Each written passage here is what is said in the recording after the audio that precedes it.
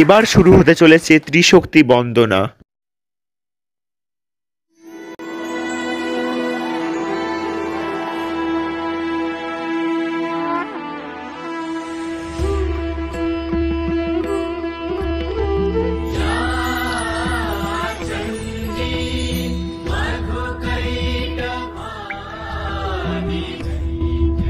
সৃষ্টির আদি থেকেই মহাদেবী তিন রূপে জগৎ সৃষ্টি, পালন ও রক্ষা করে আসছে। স্বর্গ, মর্ত, পাতাল জুড়ে দেবীর প্রতিষ্ঠান। মহালক্ষ্মী, মহাকালী, মহাসরস্বতী রূপে তিনি বিরাজ করেন।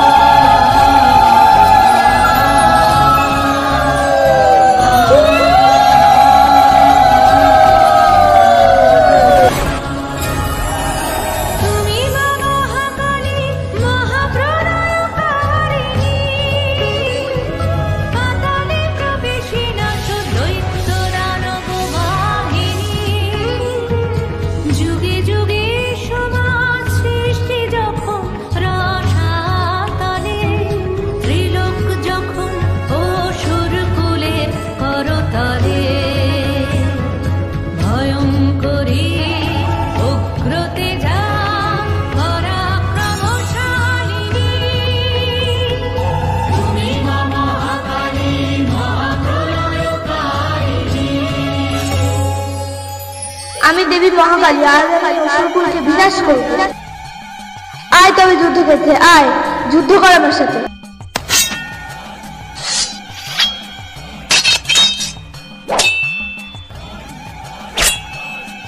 এইভাবে দেবী অসুর বিনাশ করে।